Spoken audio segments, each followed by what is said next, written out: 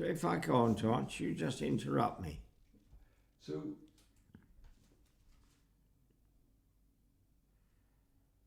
Henry, tell me about your relationship with this house, because it's a rather special house, isn't it?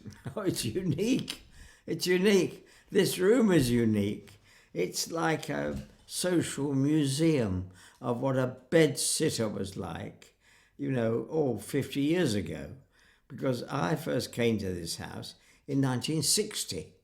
And it was nothing unusual about it then. It wasn't a sort of fossilized museum. It was just a bed-sitter. And hundreds of thousands of people, I think, certainly thousands of people, lived in bed-sitters. You sort of lived in it and cooked in it, and probably shared a bathroom down the hall, and lots of other people in the house, in houses like this. And I ended up running one of these houses with bed-sitting rooms. And I remember once, it was just over the heath in Kentish Town, and most of the other tenants were either Pakistani or Indian. And the Kashmir War broke out, one of the several Kashmir wars, and I was the only person who had a television. And the various people in the house were desperate for news of the conflict. And so they'd tap on my door and with great courtesy make way for each other. The Pakistanis and the Indians, they were the most charming people you could possibly meet. And they'd sit in silence as the news told of the various battles and actions. And when there was a victory for their side, they didn't like to cheer because it would offend the other side. So they kept kind of quiet. And the other side the same. And what a pattern evolved in which the Indian army, which was larger and I suspect better equipped, was winning. But in the air, the Pakistani Air Force, which was equipped with, I think, rather British and possibly American planes, whereas the Indians were equipped with Russian planes. So in miniature, it was a sort of Cold War in a sort of way, although the issues were quite different. But they were amazingly courteous and made way for each other, and they were lovely people. Yeah. But I got used, but then I came to this house and I lived in a bed-sitting room, just like this. In fact, I've stayed in this room before, and it's a marvellous room, far better and more comfortable than your average hotel room. Just look at the height of the ceiling. It's about 25 foot to 30 foot high, and it's a delight. The light comes in. Look at that height of that window. The light comes in. There's a vine growing outside. There it is. And it's amazingly restful. And if you notice, it's absolutely quiet. Absolutely quiet. One of the quietest places I've been in London. And it has a particular resonance of people, hasn't it? Tell me about some of the people. Well, you see, Joyce Edwards, who owns the house, has always acted as a private charity, really. And I came here as an actor, laddie, in 1960. And I noticed that the people who lived in her house weren't people of great wealth at all. And in this very room, when I moved here, there was an old Russian lady of 90. And she was very cultured and so forth. And her name was Mrs. Strutt. And from that time on, for the last 60 years, this room has been known as Mrs. Strutt's room, and it will never change. It was her room. And she was a delightful lady. She'd escaped from Russia. She was a white Russian with her husband who had died, and she mourned him bitterly and wished she could join him as soon as possible. And I'd meet her carrying flowers to lay on his grave. And one day I came into this room and she was writing a letter. "Who are you writing to, Mrs. Strutt?" She said, "I am writing to the government to say that I do not need all the money they give me, £2.50 a week. I do not need it. I can live on less. There are other people who need it more." I said, "Mrs. Strutt, you don't seem to realise if you send them that letter, not only will they cut your pension, but they will use your money to build another nuclear submarine. Do you want that? And she would say, well, I had not thought of that. I was thinking of the poor homeless. I said, Mrs. Strutt, for the moment, just think of yourself. But down the hall from here, the next room, there was a Maoist. I have to laugh because actually Joyce really helped him get through university. He lives around the corner now.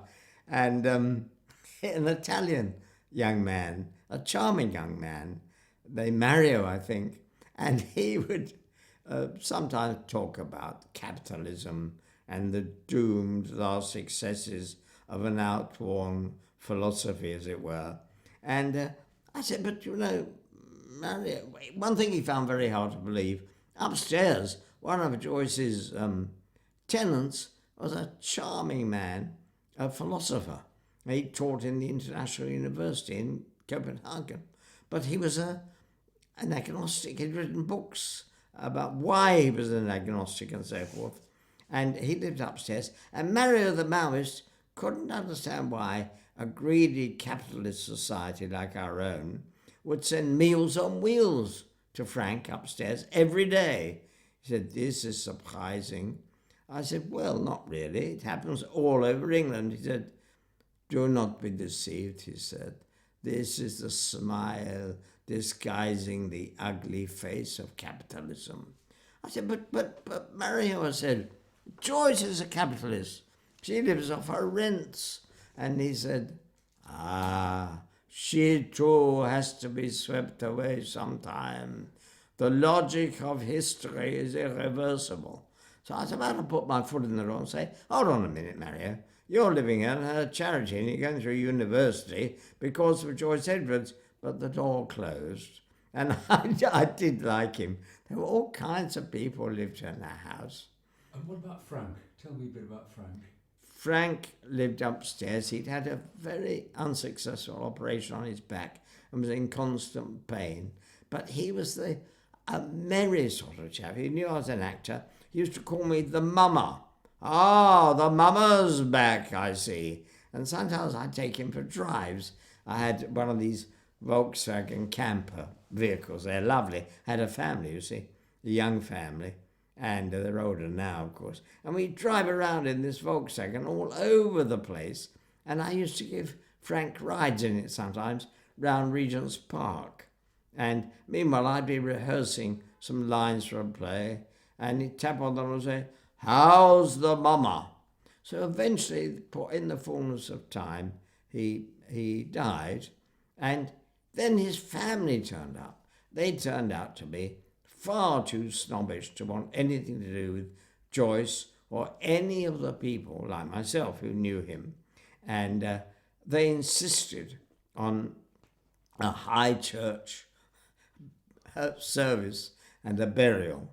And they sat as far away from us, the people who'd really befriended him, like Joyce and a lovely woman he knew in Denmark who came over especially and was grief-stricken. But they wouldn't talk to us, and they, at the interment, they kept us well away. But an old lady came over to us, very polite, and said, I believe you were friends of poor Frank. And I said, yes, I said, it's a sad occasion, isn't it? She said, oh no, there are other ways of looking at it, you know. It wasn't all sad. He was sitting up towards the end, a remark which I found no answer to. But he's the way he died was quite sad. He killed himself. He was in great pain, so the tablets they gave him to alleviate the pain, he took an overdose quite deliberately. And I remember a bizarre episode in which, because it was the sort of death that needs examination, the coroner's office sent along two chaps with a lightweight coffin, and they rang on the door, and I opened it, and it was obvious that they were very drunk, and I suppose their profession of collecting corpses was a contributory factor to their inebriation. And laid the coffin down outside this very door. And Mrs. Strutt, who was about 95, was very inquisitive. First of all, they said to me, "Where is he then?" And I said, "He's up on the top floor." "Just our luck," they said. And they were like characters out of a Shakespeare play, you know, the rough and ready. And as they went upstairs, Mrs. Strutt had heard the noise, the old lady. She opened this door and nearly fell into the coffin. And they roared with laughter. This was very funny. They said, "Not yet, no, not yet. We'll be coming back for you." They weren't the most sensitive people in the world. But Frank's family, in the end, had a memorial service for him in St. Paul's Cathedral. But we weren't invited. Not his friends. Joyce had him for years upstairs and seen that he was looked after, and everybody, but we never saw the family until he died. And then they immediately covered him in robes of social respectability because he was a well-educated fellow. I remember him. Can I tell you a story about Frank? He said to me, "You know, I was at Cambridge when war broke out, old boy," he said. And myself and several of our friends were conscientious objectors. We didn't want to fight in any war. And so they didn't quite know what to do with us. So they put us on agricultural work near Cambridge, actually. And we had to have fairly regular visits from the local constable. We liked him very much, Bob. But he turned up one Sunday in 1940. France had just fallen. It was sort of June 1940. And he cycled up the path and we said, "Hello, Bob." You know, that cheerful condescension of well-educated, upper-middle-class boys. And, "Hello, Bob, what are you doing here? Come and have a cup of tea." He said, "No, I don't think I'll come in and have a cup of tea. I'm afraid I'm using a West Country accent," which he didn't have, actually. It was much more East Anglia. He said, "I won't have a cup of tea, young sirs," he said. I come here for a special reason." They said, "Oh, come in anyway, Bob. What's your special reason?" He said, "Well, I regret to say, young sirs, that I have just been issued with this device." And he reached in his jacket pocket and took out a brand new Webley revolver, a revolver. And they said, "What are you going to do with that, Bob?" they said. Frank told me. "You're not going to hold off the German paratroops with that little old thing, you know." He said, "No, I wish it were just that, young sirs, but I feel it my duty to tell you that in the communication that came along with this device, I was told that in the event of a German invasion, not only would the church bells ring, but I'd have to come over here and, with great regret, shoot each one of you." "Oh, come on, Bob," Frank and his son said. "You'll never catch us. We'd hear the church bells ringing, and you've told us what would happen. We'd be over the hills and far away." And Frank said, Bob said, "Well, now I've told you, got that off me chest, young sirs, I wouldn't mind that cup of tea." It was a very marvellous English. It was wonderful, you know. And he was a great chap, Frank. I loved talking to him. Did you ever meet Ivor? Oh, a lot. Tell me about Ivor. Well, Ivor Cutler, such a great entertainer and poet, a Glaswegian Jew, and very, very funny. There is almost no language funnier than to hear, or accent funnier, to hear Yiddish spoken in the Glaswegian accent. So instead of saying "Oy vey," it's a "Oy vey." I don't know what I'm saying, you know, and terrible. Sei gesehen, and he was very funny. Had a real following, a real cult following, and could fill almost any hall in London. He'd play this harmonium and sing lugubrious songs, very funny songs of his own composition. He was a great eccentric, and I remember he'd go out with either bananas or sunflowers pinned to his cap and cycle about the heath and beyond the heath on Kentish Town. He lived in another house, which I lived in, Joyce had, on the other side of the heath. And one night, I had a tap on the door in the room, and I opened it, and he was standing with his face absolutely against the door. So it's quite strange. When you opened the door, there was someone in it, he said, "I'll have something, I'll tell you." I said, "What is that?" He said, "In this house, you know, we don't raise our voices in conversation past 10 o'clock. So I said, "Alas, I didn't know that. If I'd known that, please come in." And he sat down and said, "Yes," I said, "I'm troubled in my soul, you know." I said, "You've never admitted to having a soul. What are you talking about?" He said, "Well, you know, the Royal Horse Artillery will fire off those guns on the Queen's birthday. They're over there from their barracks, I think St. John's Wood or somewhere, and they come by this house in the morning, and they glance at this house, and I don't know what thoughts are in their head, these strapping fellas on their big horses." I said, "Well, I'm sure they've heard of your reputation and wanted to get to know you." And he was marvellously eccentric. But Joyce Edwards, who is upstairs now at this minute, has given shelter and to so many different people.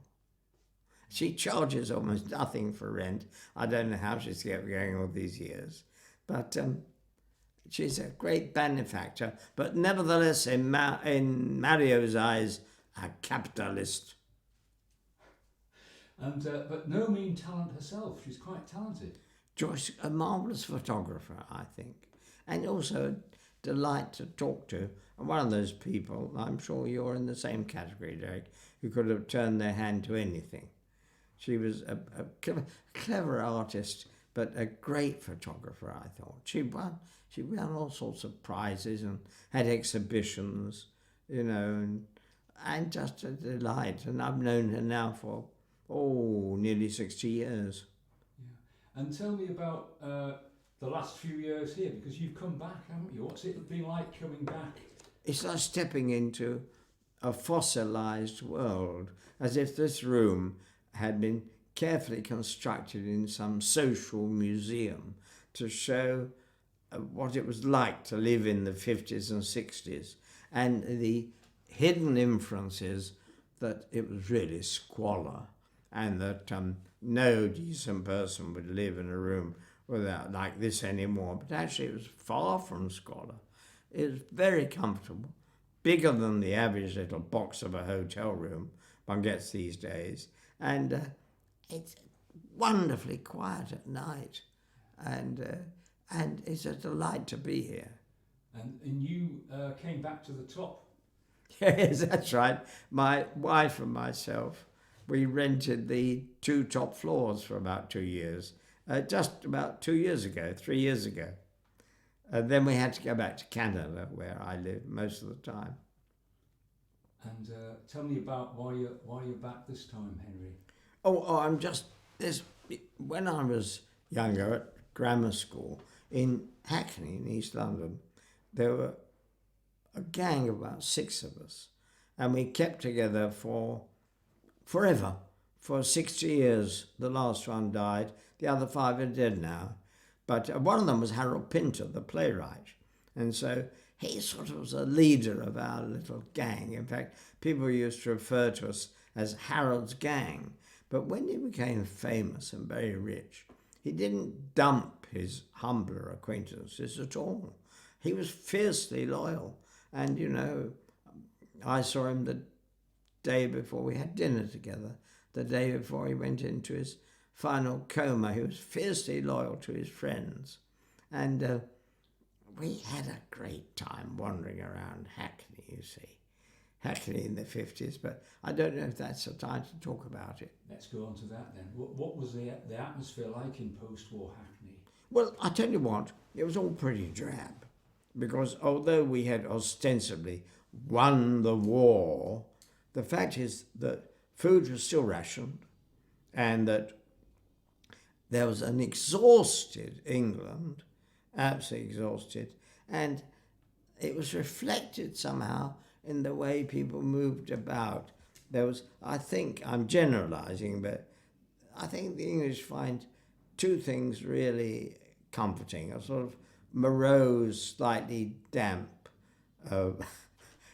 social world out there, in which if it's raining and there's a drizzle, there's something reassuring about it. You know where you are.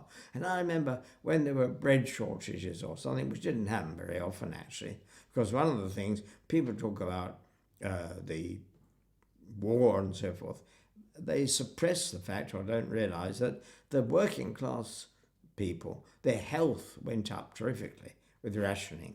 You know, they were being fed properly, actually, and really everybody had enough to eat, despite the submarines, despite shortages, yes, lines up for food and for eggs, and little bits of black market where you'd hide a pound of liver under the counter for Mrs. Gertrude because she'd given you a pound of onions the day before from her garden. Oh, I remember I was evacuated to King's Lynn on the Wash, in Norfolk. I remember cycling across the town with a concealed bottle of HP sauce to deliver to a butcher who had been helpful in the matter of sausages. But it was a crime. I was committing a crime, you see. And the HP sauce should have been distributed among the 55 million people of England. So I wasn't helping the cause of the war. But after the war, it took a long time for people to get out of that stoop. And of course it was saved in the end by the 60s, and flower power and a sort of optimism. There was an economic upturn and things changed. Then there were wonderful, no need to describe it, wonderful things like the Beatles. And America was always a source of wonder and envy and condemnation. Dear, it's not very English. But the people who'd been around the American air bases, like we had, because in Norfolk, as you know, it was so flat, that's where the British and Americans built scores, I think, of bomber aerodromes. They weren't needing fighter aerodromes then, because the Battle of Britain had really ended in sort of September, October 1940. But by the time the Americans were in the war, they built scores of them. You'd see a sight which you would never see. I never realised now I'd see it again.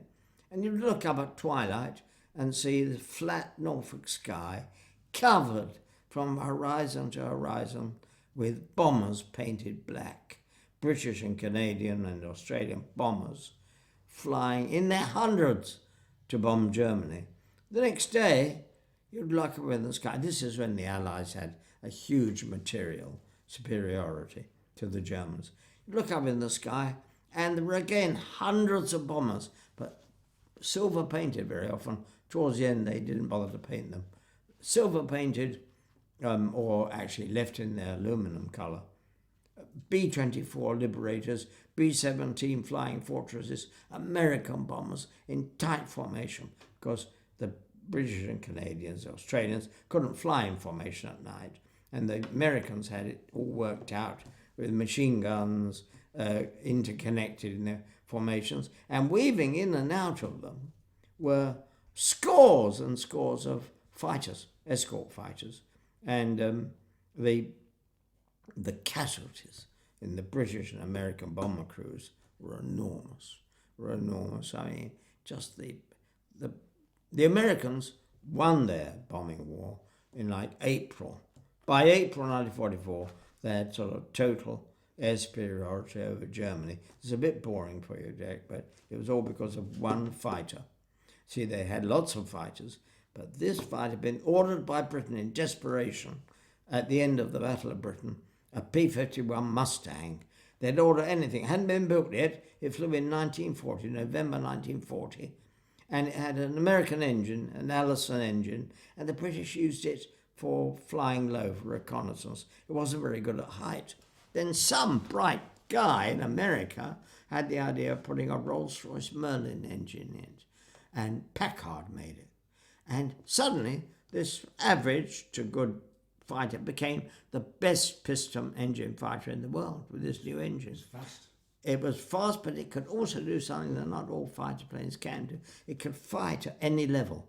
Some fighters have got their best level to fight at.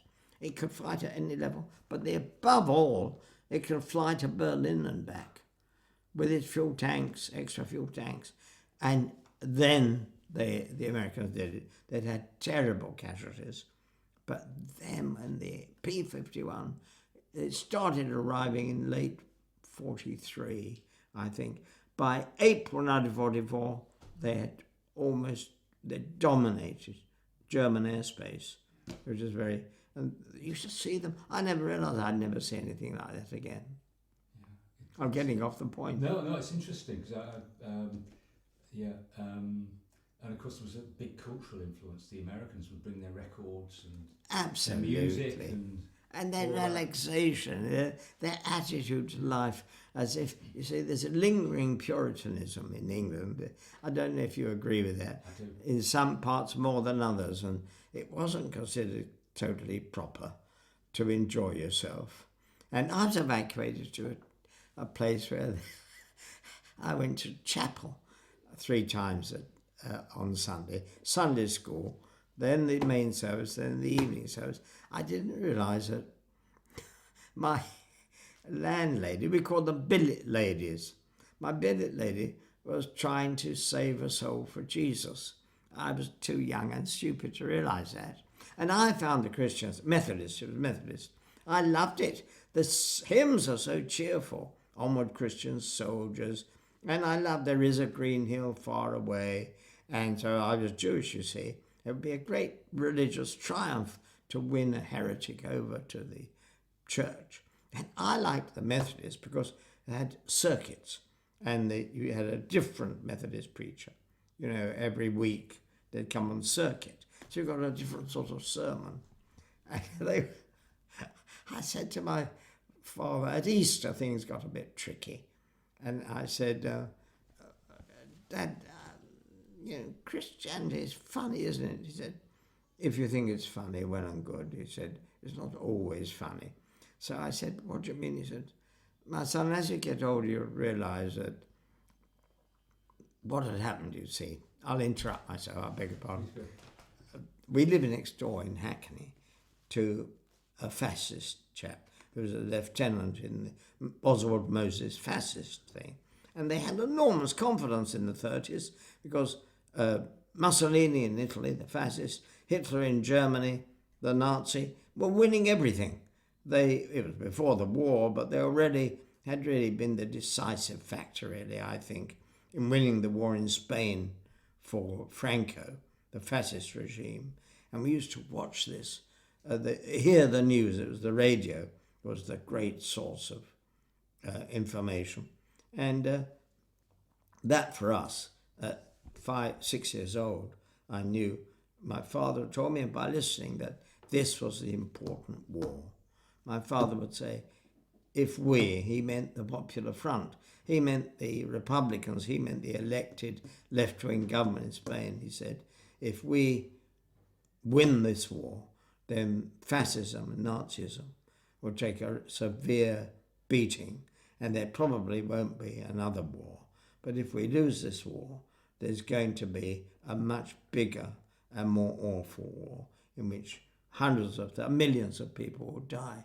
I said, Dad, what do you make of that? I said, I was only a little boy, but I knew about politics. I said, why are Britain and France, they're democracies, why aren't they supporting the democratically elected Spanish Republican government? What's this policy of non-intervention? What does that mean? He said, it means they stand on the sidelines, washing their hands of everything. Why did they do that? I said, don't they know there's a war going to come? He said, they put that to one side because what they are really frightened of is the communists taking over and having an ally for Stalin in Moscow. And so he said, of course, the irony is that their non-intervention so weakens the elected government that, of course, the communists eventually took over and spent a lot of time shooting and imprisoning their left-wing allies, the anarchists and so forth. But you can read all about that in Orwell's book, Homage to Catatonia. It's actually Homage to Catalonia, but I think Homage to Catatonia suits me better. I'm getting off topic. But this fascists, having fascists next door, it's quite lively. One day, when I was 5 years old, we used to play with the fascist kids. A big girl, to me a big girl, she was 11 years old, hit me over the head with a tennis racket. Well, I'd never been hit before, you see, which is very bad for me. If only I'd had a good old clop round the ear or a smack, it would have made me a much nicer person. I was a thoroughly spoilt little so-and-so. So I'd never been hit before, and this, to me, a big girl, hit me on the head with this tennis racket. Well, it didn't hurt very much, but it was a real shock because of the aggression behind it. And I said, why did you do that? She said, oh, it's nothing personal, it's because you're Jewish. So I really sort of respected her ideological stance, which in its way had its own conviction, reprehensible. So I went in and I said to my dad, I told him what had happened. I said, what do you make of all that? He said, what did she mean? Because I wasn't totally current with political matters. So what did she mean about it's nothing personal? It's because she said, let me tell you something, son. He said, I won't explain it all, but the proper thing for a Jewish chap to do in these days is keep the back door unlocked as often as possible and always have a bag packed, which is an encapsulated account of Jewish history in the 30s, you know, as it were. And of course, I remember it was a sad, one day, if you compare an off-topic story, on my birthday when I was 12, in 1942, my father took me to see Peter Pan at the Adelphi in the Strand. It was really terrific, marvellous. And afterwards, he took me over to that comparatively recent American invention, the milk bar. And there were black and white milk bars everywhere across London, and we used to use them when we were adolescents because they stay open all night. Well, at least the ones in Fleet Street did. And all kinds of people go to all-night cafes, as you know, and Pinter and the rest of us used to go there. And the all-night bus would stop outside. You know all that, dear. And they were wonderful, and still are wonderful ways, because the all-night buses, as you know, unlike they're time to link up with each other. Terrific, you know all about that. They're terrific. But we'd go to the black and white bar, but on this occasion, on my birthday, it was the afternoon. We'd gone to a matinee.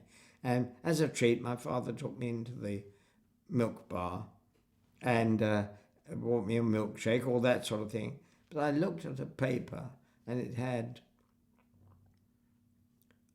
80,000 tons of Allied shipping sunk last month. And I realised, you know, Orwell well describes this. There's a capacity in all humans, I'm sure, certainly in children, to have an exterior childish face that people expect of you, cheerful and larking about and kicking a ball about or head stuck in a book. But the children, as the children's letters from Theresienstadt, the Nazis, you know, show concentration camp, they'd invite the Red Cross to in Czechoslovakia, you know, to show them that their concentration camps weren't so bad. You know, they'd put on marvellous operas and things, and the next day, was it Budenbra or something? It's a satire written by the Jews. I don't think the Germans ever realised. It was a satire on Nazism or authoritarianism. But the day after the performance, they'd shipped the cast off to Auschwitz. So anyway, we went to the milk bar. I saw this headline, 80,000. Between you and me, it might well have been 800,000. It was a time of tremendous shipping losses.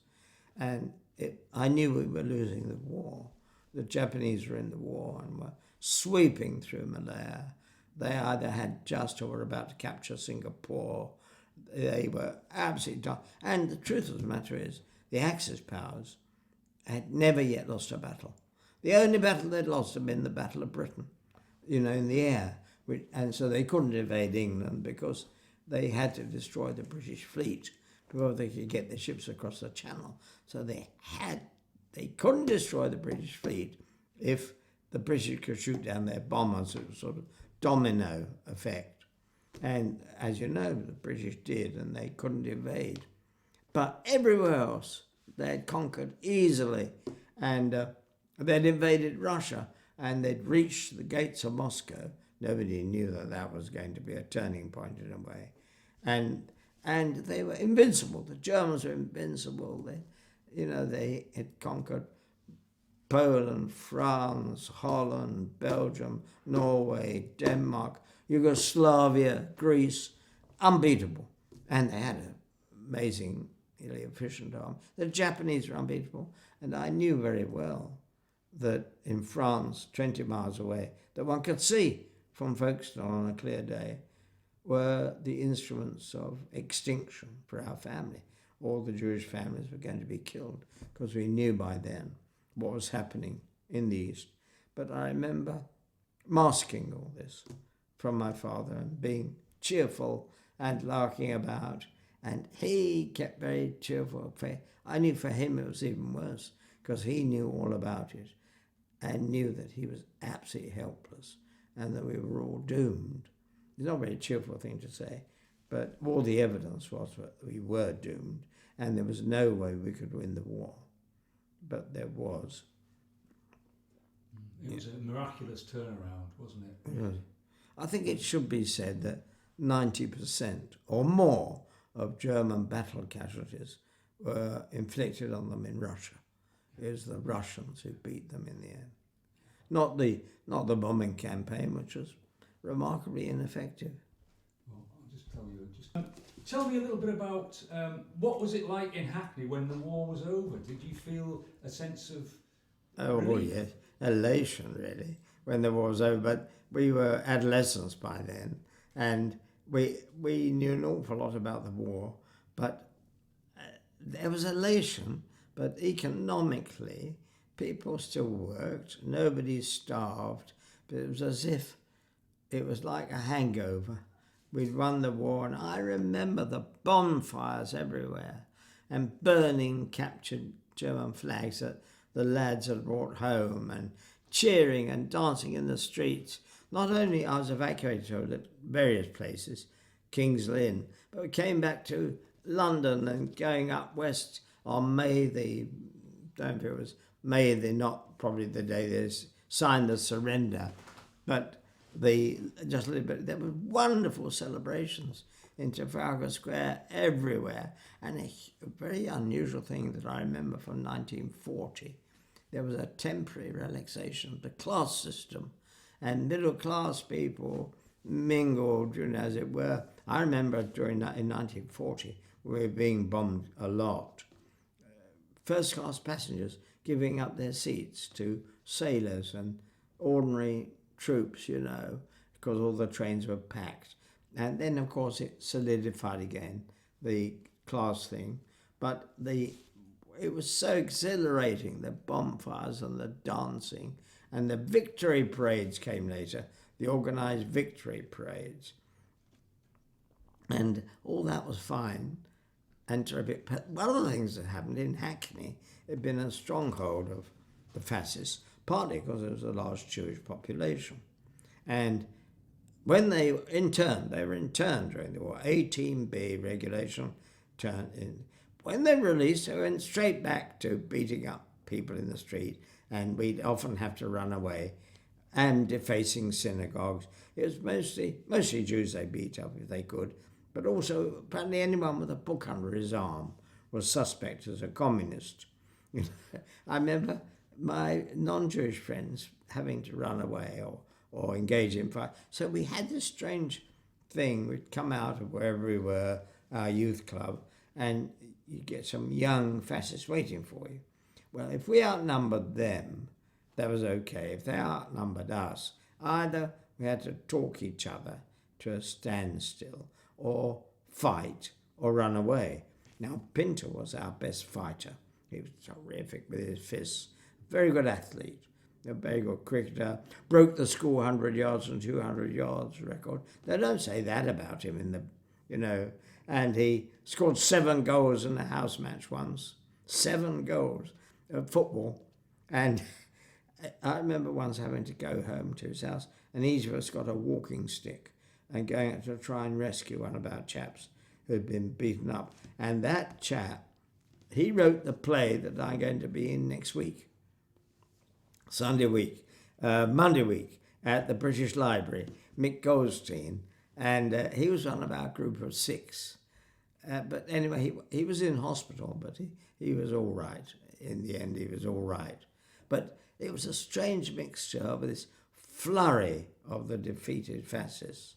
And but we had won, and there was one of the things that one should mention, that the Labour victory of 1945 had tremendous significance, because everybody was, well, not everybody, because they had voted against him, amazed that Churchill, the architect of victory, to use the pompous phrase, a great man, whatever it is, great man in his way, absolutely. When Hitler would have given England, I'm sure, reasonable terms, because he wasn't interested in, he was much more interested in defeating Bolshevism, I think, and killing Jews, than in defeating England, who they say he secretly admired. I don't know. So they say. But the Labour victory was of tremendous significance, because huge measures like the nationalisation of the railways, the health service, the introduction of the health service, educational measures, one of the most influential things in the theatre and culturally was in 1944, the Home Secretary, R.A. Butler, pushed through a law saying that all children had to stay at school from at least 14 or possibly 16. And those working class kids in 1945, by the time 1954 came around, they were turning into John Osborne and Harold Pinter, and there was going to be a proletarian voice in British culture. Now, that is not to say that the fact that 99% of the novels were written by middle-class people for a middle-class audience. Excellent novels, nothing wrong with them. There was a J.B. Priestley, and then 1 or 2 books like The Ragged Trousered Philanthropists, about the building and decorating people, I think, in Hastings.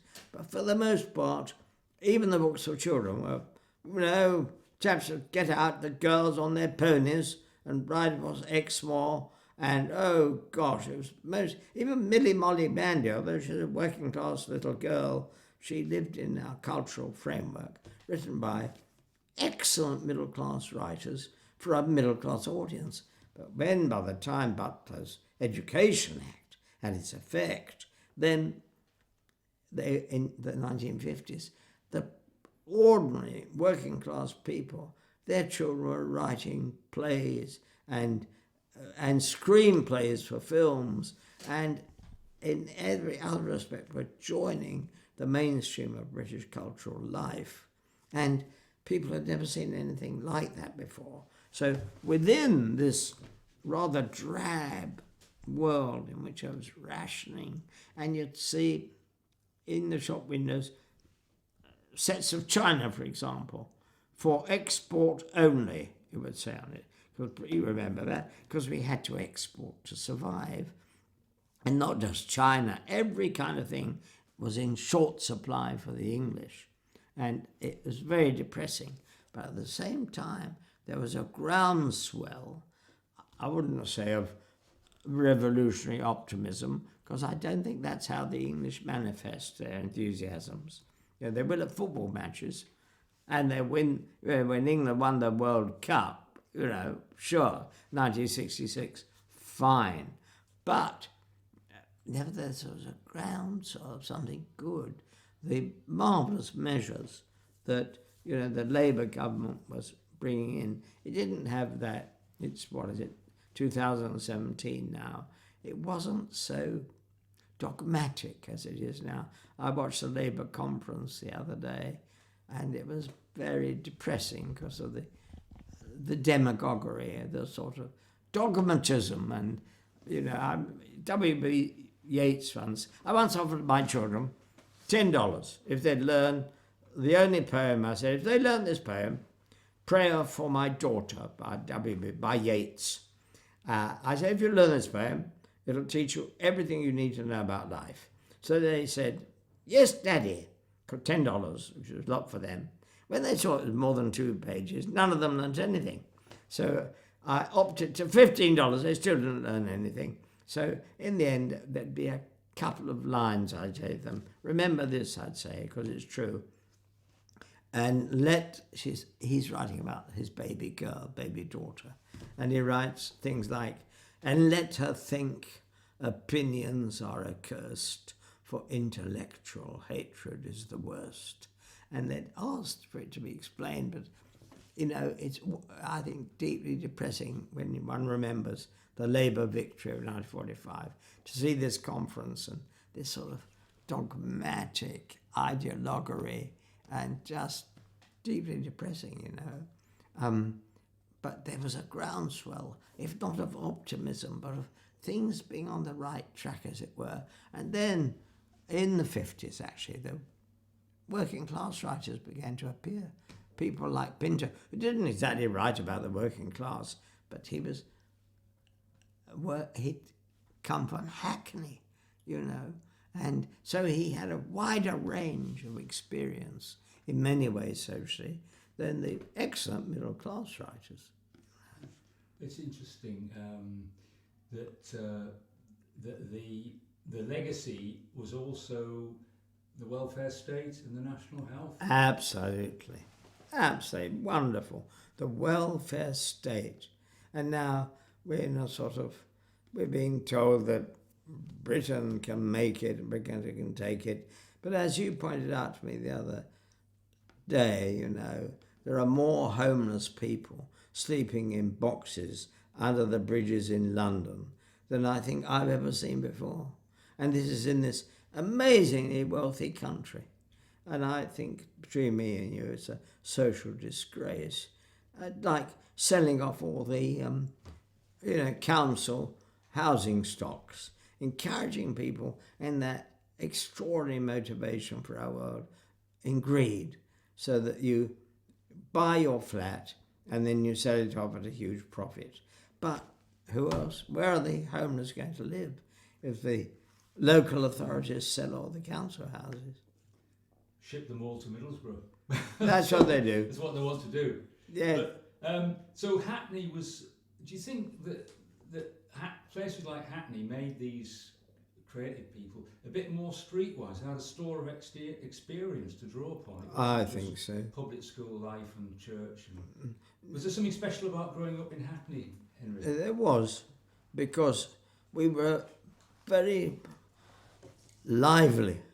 But at the same time, when we got together for about 17, we may have been lively, but there was something we kept to ourselves quite a lot. We were very jolly, and we were always arguing and laughing and looking, trying to chat up girls and things like that. Mind you, we didn't really know much about girls, and we didn't really know anything about all kinds of things, but we did know a lot of things. And what we secretly kept ourselves was a sense of doom, because the horrors of the Second World War were still being revealed in 1947, more and more horrors, mass executions, the extermination camps, and not just the Jews, the Poles, homosexuals, and all those things. And it wasn't only that. The Cold War had started, and I think it had been sort of manufactured, because it wasn't only Hitler who rearmed to solve the problem of German unemployment. The Americans came out of the Depression because they were able to ignite their vast industrial production by rearming for the Second World War. And whenever America's had a bit of a slump since the Second World War, lo and behold, there's been another war, the Korean War, then there's the Vietnam War, and all that. Here's a little thing from the Vietnam War. As the war went on and before the war, Bell helicopters was doing rather badly. By the time they had lost 5,000 helicopters in Vietnam, they were doing rather well. And, Eisenhower gave this prophetic warning about the military-industrial complex taking over, a main impulse in American industry and society. Absolutely right. But we were depressed because the combination of the atomic bombs that had destroyed Hiroshima and Nagasaki with the Cold War made us feel that there was bound to be a conflict, especially when Russia got the atomic bomb. And also, there was something then that people have forgotten about, is a chap called Lord Boyd Orr, who prophesied the Malthus thing, that the world was inevitably going to starve in the next 50 years, because there was no way, because that was before the Green Revolution, etc., which staved things off. So we were confronted with a world in which, to be honest, we didn't think we would ever have families, and we'd be the first generation without children.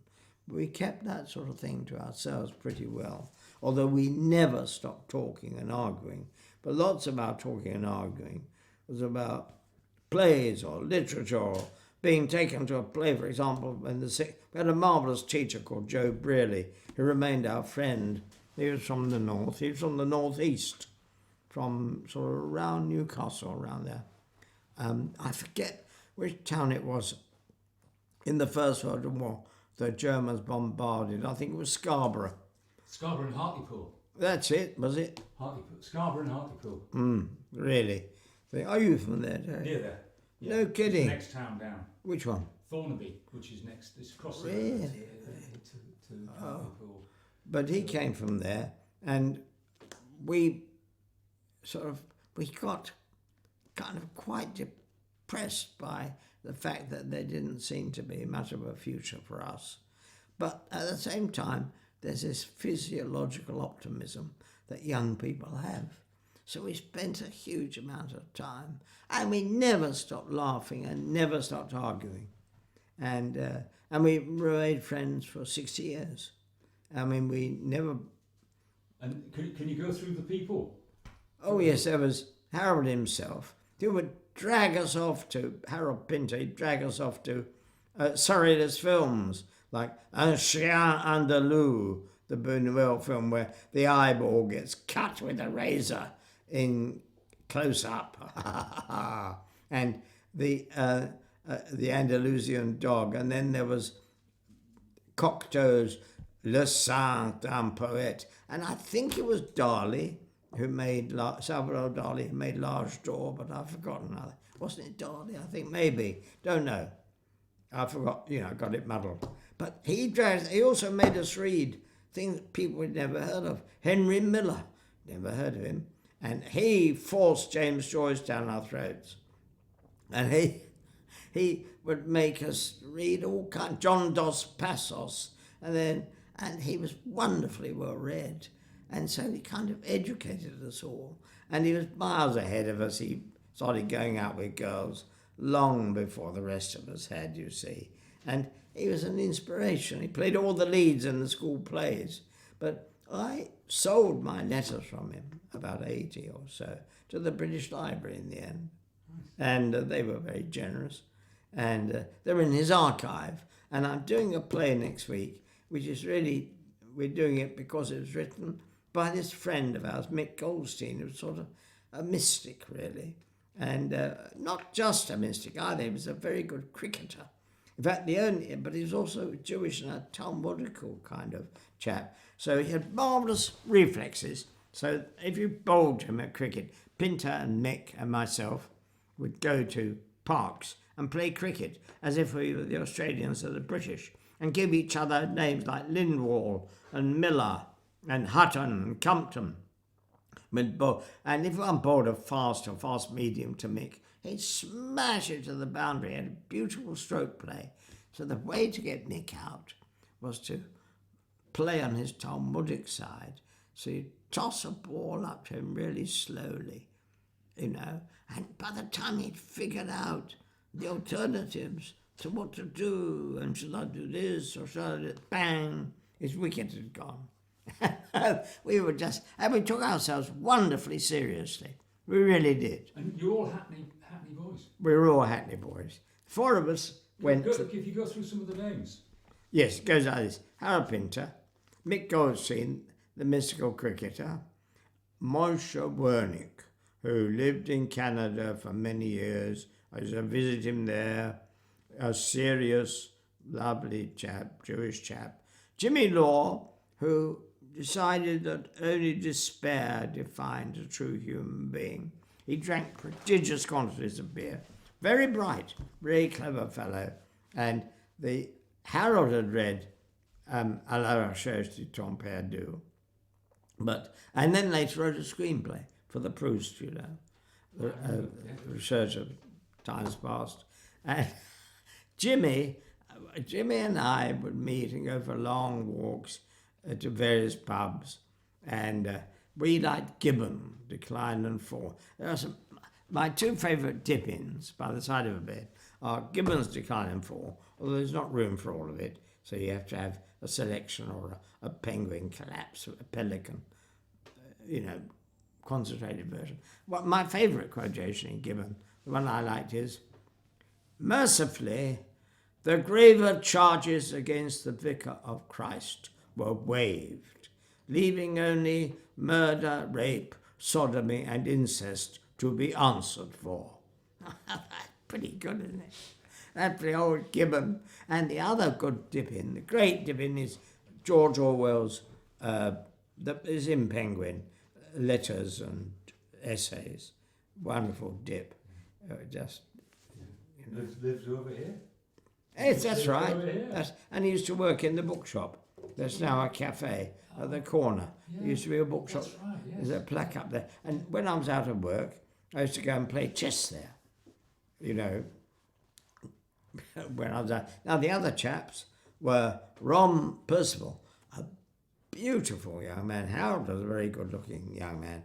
Ron was blonde and Harold was dark.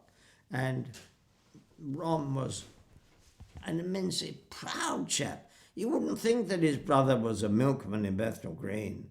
Amazingly proud, very well read, and his chief he was amazingly attractive to girls, and these beautiful girls would be attracted to him, and within about 4 weeks they'd become rabbits, because he'd harangue them, and if they dared to utter an opinion about Hamlet or something, he would verbally just crush them, and they'd get this hangdog look.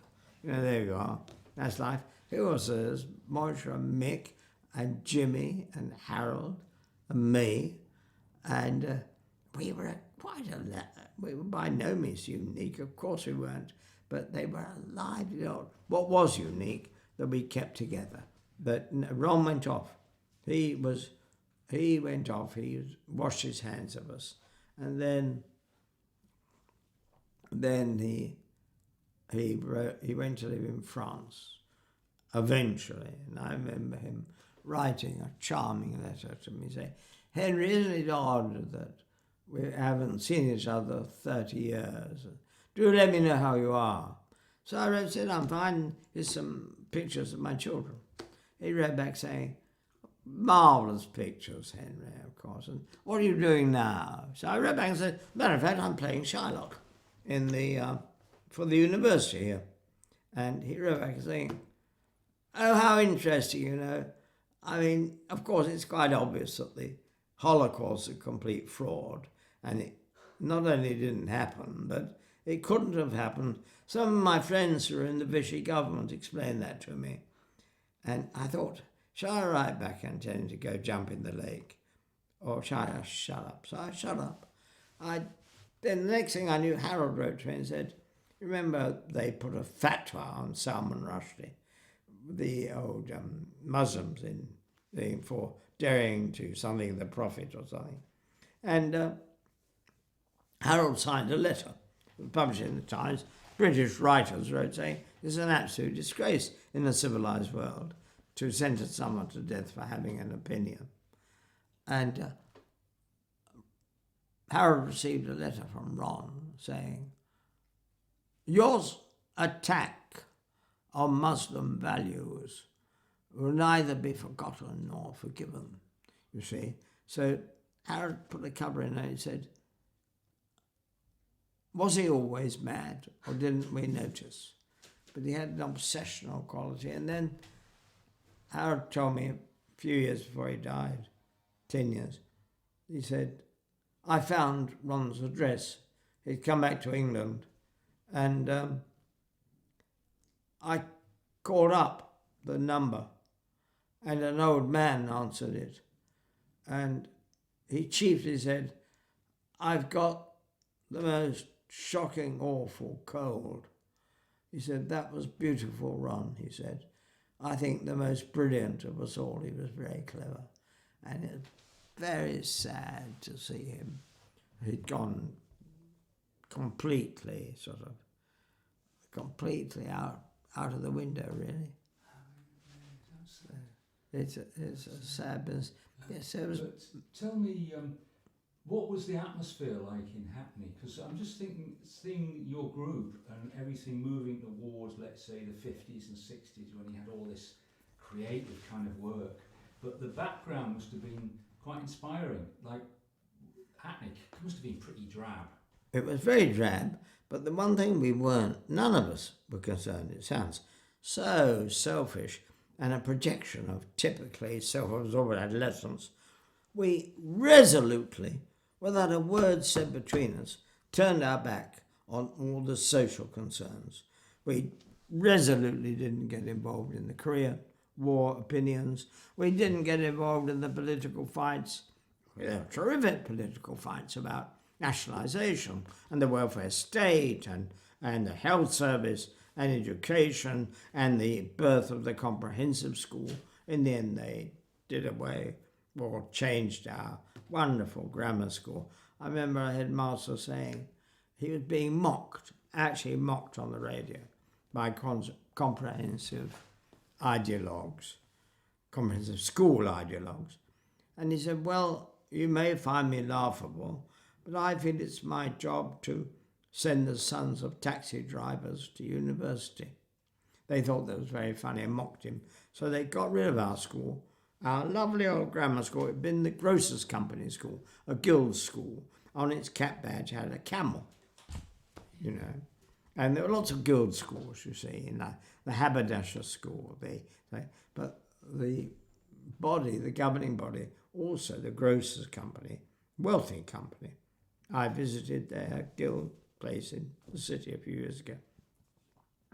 They had Alain's, or a very good public school, you see. They didn't need us, so we were shunted off to the OCC, and it remained a terrific school. And until they engineered it so the most troublesome kids were sent there, they actually deliberately engineered its demise. And then they would say, no, standards of discipline are too low, and they closed it. And now it's running again under a different guise, and they're able to say, that's all our doing. We closed that whole elitist school. It's a wonderful school where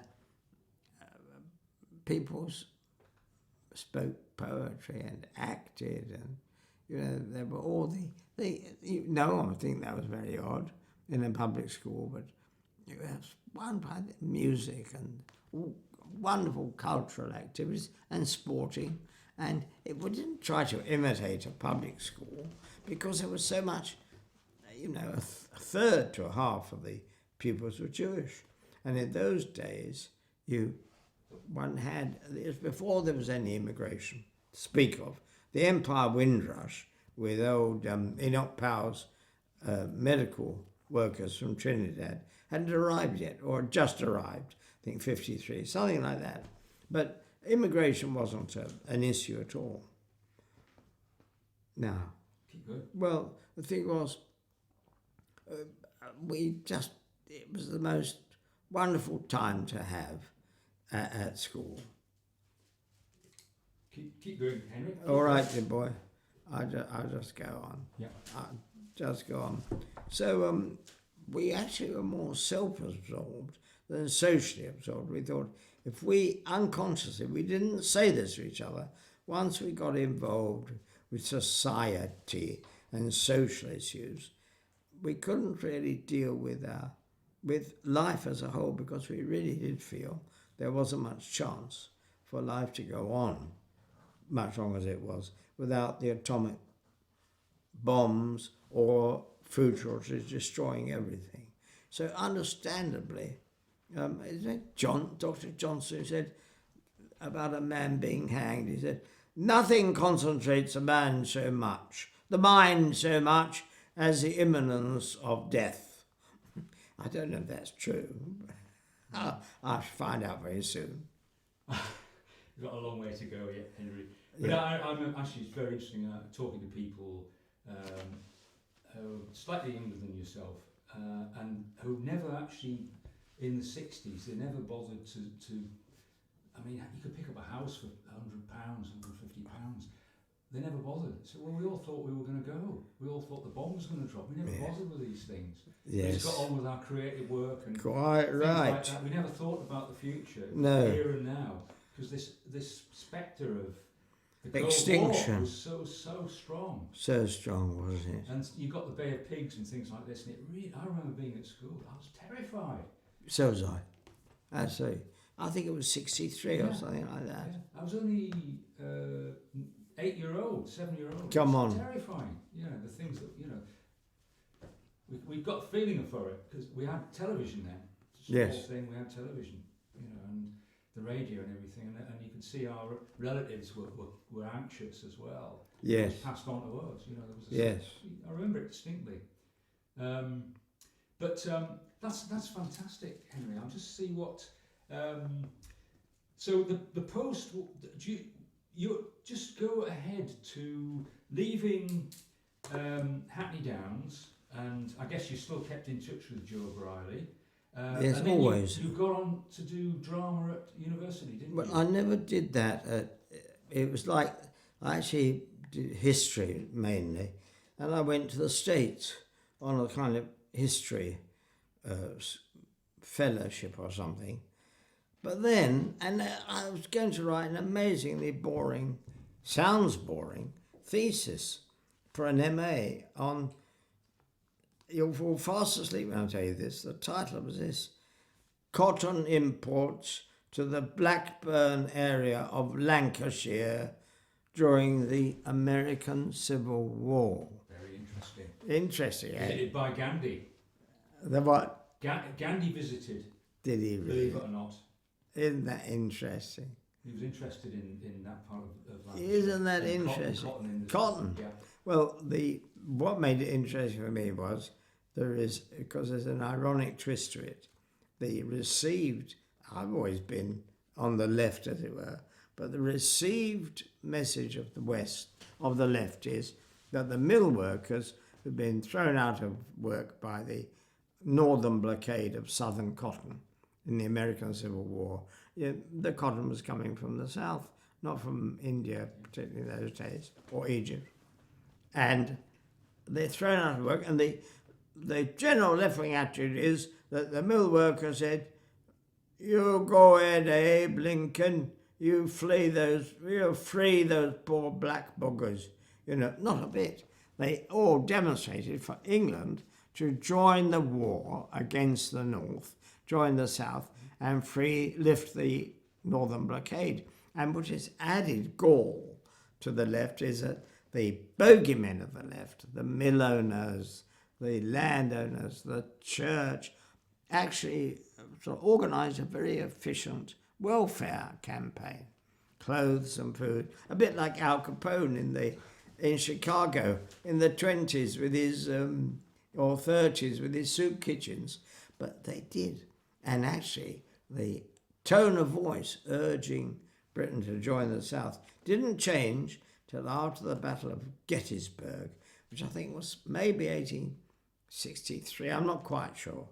But when it became pretty obvious after that the North were going to win and that the South had shot its bolt, people, even the working class, began to shift to, yes, well, it's time we freed the slaves, although freeing the slaves wasn't why they went to war. They went to war really because of they didn't want the breakup of America, of the United States Union, and it became an extra arrow in the magazine, or whatever it was, in the magazine of Lincoln and the North, to be able to add a virtuous thing about freeing the slaves, which of course lots of them wanted to, but they would never have lost. Hundreds of thousands of men were killed by the end of the war. Terrible. I know in my hometown they built battleships for the South. They commissioned battleships. Come on. Yeah. Really? There's 2 battleships built in the war, during the war.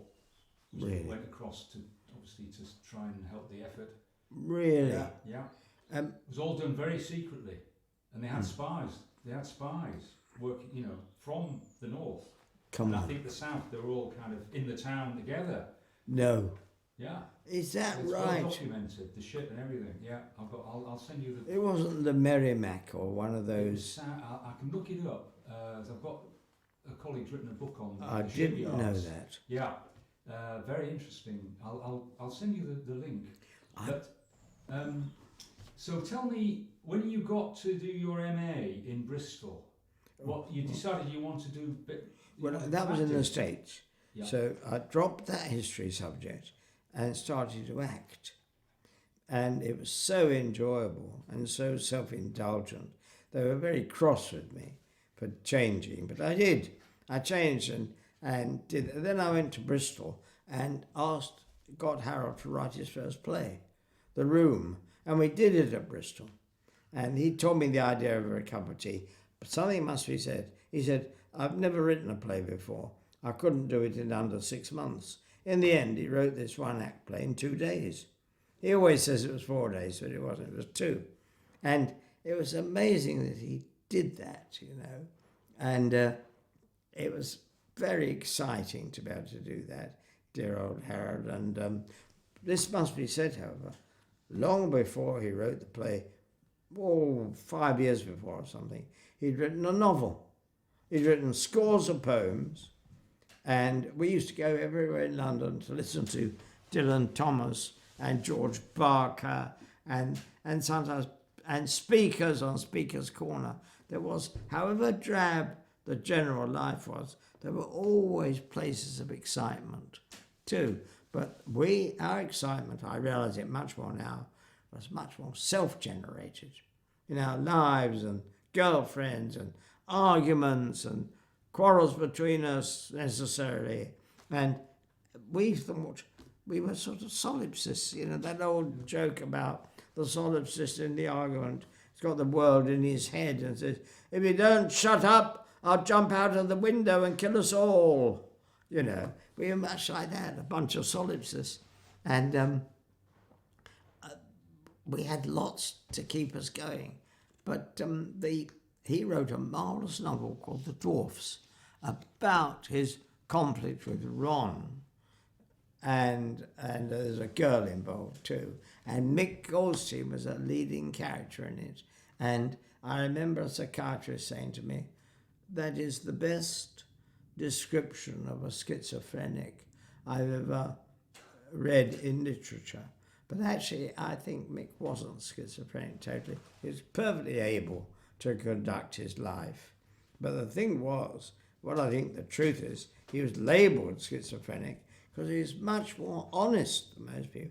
Most people are too happy to find activities that give their life meaning. Can't blame them for that. They want a job, they want to feed their family, they want to have a family, they want to, react with each other in the world. None of us wanted to react with each other react with the world, But Harold refused to do national service and then he went to prison. He said, no, I'm not going to be caught up. I would have joined the war, not now. He was very socially brave, and always courageous, His Nobel speech, when they gave him the Nobel Prize, he attacked America and American foreign policy, which was kind of, actually, it's a bit late in the day for that. He should have started a bit earlier, I think he'd want to do that. But the Dwarfs is a great thing because what Ron, this blonde, beautiful chap, he lived in a kind of isolation, an isolated world of his own. And we'd always be pleased to see him, and he'd come back, then he'd go away again. And it turned out he despised us all, because his girlfriend told us that he actually, when he left us, he actually despised us and thought we were a ridiculous group. And she told us, and Harold always said, doesn't matter, that doesn't matter. He was the most generous of all of us. But then when this girl told him all about it, Ron's girlfriend, Harold went off with her as an act of revenge. Jennifer, who's still around, I think, poor girl, she's not very well now. But she was a beautiful girl. And Ron's pride, he was like Lucifer, was such that he would left England.